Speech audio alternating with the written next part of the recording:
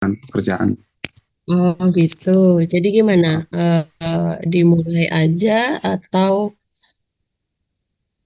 nunggu temennya? Mungkin kita tunggu sekitar 5 menit lagi, Bu. Mungkin bisa dimulai setelah itu. Oke. Soalnya biarin nanti rekam nanti. Mm-mm. Ari, Ya, lama Bu. saya nggak ngajar. Ya, Udah daftar akun MBKM-nya atau belum? Kemarin kata yakin yang umur 24 ke bawah, Bu. Oh, Ari 24 ke atas ya? Ya, saya Umur 27 berapa sih? tahun, Bu. Oh, 27. Ya, Bu. Betul.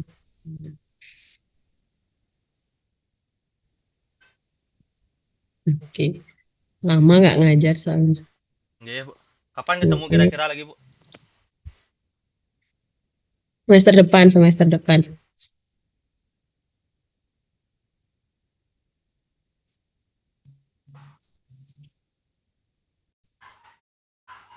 mata kuliah apa semester depannya?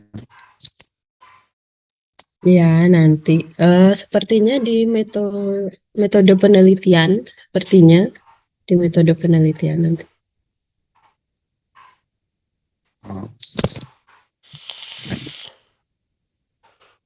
Ini ada Ayu udah gabung. Si Ani masih dalam perjalanan ya?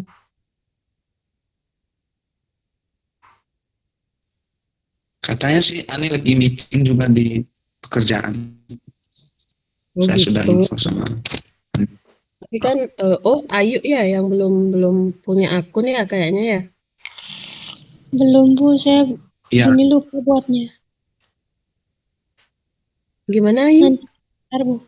Kemarin saya lupa daftar. Oh ya, nanti Ya, sabar. coba ya dibantu yakin kan bisa bantu. Atau kalau memang siapa Ari mau daftar, daftar aja nggak apa-apa. Nanti siapa tahu ada klasifikasi untuk yang 24 ke atas. Karena kemarin info terakhir untuk yang umur 24 ke bawah itu ternyata khusus untuk ISMA. ISMA itu adalah pertukaran pelajar ke luar negeri.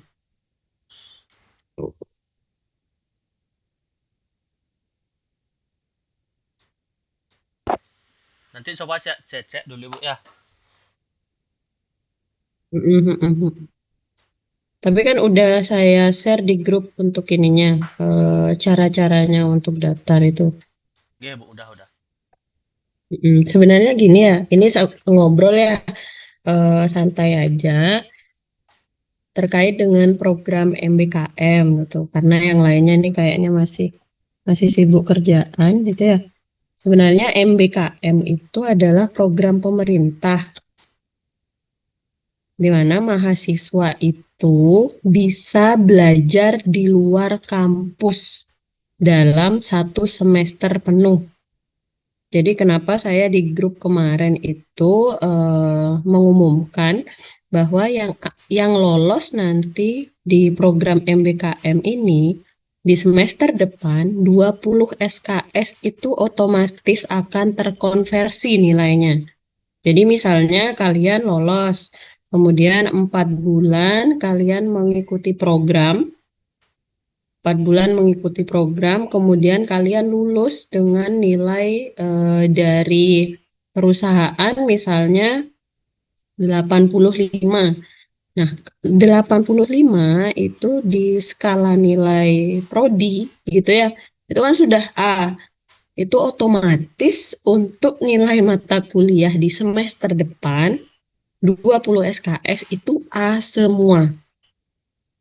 Jadi sebenarnya ini bukan hanya keputusan prodi gitu ya. Ini sudah instruksi dari Kemendikbud, kemudian diinstruksikan untuk semua universitas menjalankan program MBKM.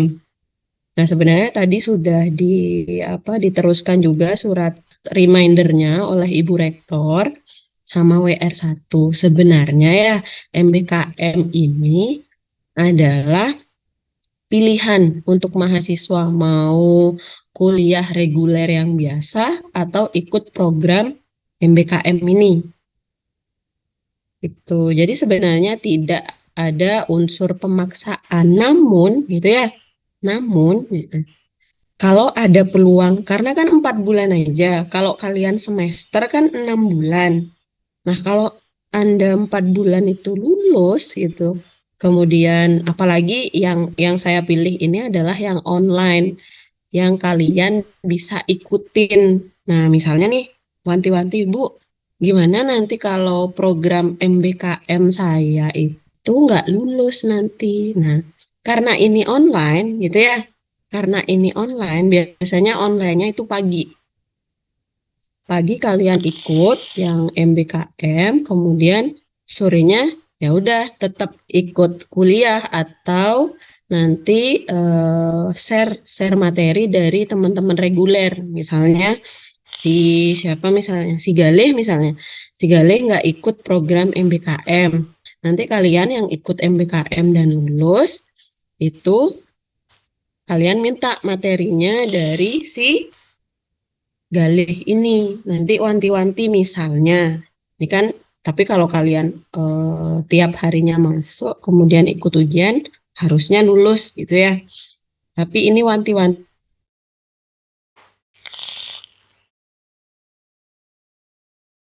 pertemuan, ada kesibukan apa gitu. Terus syarat pertemuan. Nah, 16 kali kalian cuma datang 4 kali gitu ya.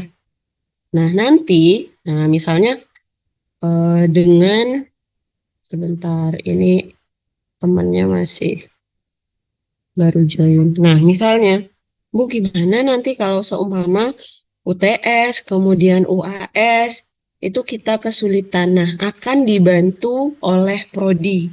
Dan ini janji saya. Jadi misalnya kalian keteteran di program MBKM gitu ya, tapi saya usahakan MBKM kalian lulus gitu. Misalnya hal terburuknya adalah MBKM kalian itu tidak lulus selama 4 bulan. Jadi saya yang mengkondisikan kepada Bapak Ibu dosen nanti bahwa mahasiswa ini sudah mengikuti program gini begini ini, nanti itu sebagai pertimbangan beliau terkait dengan konversi nilainya gitu. Jadi kan untuk di semester depan ini cukup padat untuk mata kuliahnya gitu. Kalau kalian lulus di program MBKM, nanti kan ada seleksinya, ada administrasi, kemudian ujian online-nya ada. Nah, nanti kalau lolos itu merupakan poin tersendiri. Nah, nanti kalian juga saat lulus, kalian kan dapat surat pendamping ijazah. Nah, di surat pendamping ijazah itu juga disebutkan nanti bahwa mahasiswa ini sudah mengikuti program MBKM seperti itu. Jadi sebagai bekal kalian, kemudian banyak sertifikat yang didapat juga kalau kalian ngikutin MBKM. Sertifikat buat apa, Bu? Sebenarnya kalian udah tahu bahwa sertifikat itu merupakan syarat dari ujian proposal saat kalian TA nanti. Dan jangan khawatir juga apabila kalian lolos ini, pasti di mata kuliah atau di KP atau studio itu sudah ada pengecualian gitu ya, secara tidak langsung, karena siapa-siapa yang sudah lolos gitu akan diflorkan atau diumumkan saat rapat dosen bahwa misalnya Ayu, Ani, Wita Dharma, Putu Ari, sama Yakin itu lolos. Jadi minta tolong untuk ke 5 mahasiswa ini karena sudah mengikuti program pemerintah dipertimbangkan untuk pemberian nilai dan lain sebagainya seperti itu. Jadi efeknya sebenarnya buat kalian sih yang gini-gini di apa namanya di fakultas lain itu ya itu cuma disebarkan aja ininya apa suratnya dan mahasiswanya diminta untuk ya pelajari aja sendiri gitu karena saya peduli dengan misalnya kalian lolos ini bagus untuk kalian gitu ini untuk kalian waktu saya kalian meluangkan waktu kalian pertemuan di sore hari ini itu untuk kalian, kembali ke kalian. Kemudian kalau mau saya tampilkan beberapa profil sebentar. Bisa kelihatan ya? Kelihatan Bisa, ya? Bu. Bisa, Bu. Oke. Kemarin yang dapat daftar itu Yakin, Ani, sama Wita Dharma ya. Wita Dharma Esa sempat kayaknya sudah mengisi, Bu, cuman masih belum list Oke, nanti nama di di follow up ya. Kemudian ini saya nyoba di profilnya Eli Yakin. Jadi untuk profil ini harus lengkap semua. Nah, kebetulan si Eli Yakin nih yang belum adalah rekening banknya. Ya, tadi sih udah nanya Yakin, gimana Bu kalau apa rekening orang tua saya misalnya gitu ya. Coba aja dimasukkan ya. Karena ini buat universitas juga baru kali ini ngikutin MSIB ini Merdeka Belajar yang berbasiskan dunia industri. Jadi coba aja nanti diinputkan untuk rekening. Kalau mahasiswa itu bisanya cuma BRI dan BSI. Tapi kalau akun dosen itu sebenarnya bank apa saja bisa. Tapi kalau untuk yang mahasiswa itu terkhusus karena dia sudah MOU dengan BRI dan BSI. Jadi kedua bank ini yang yang lolos gitu ya untuk bekerja sama. Kemudian, nah makanya kan di sini ada lacak status pembiayaan gitu ya.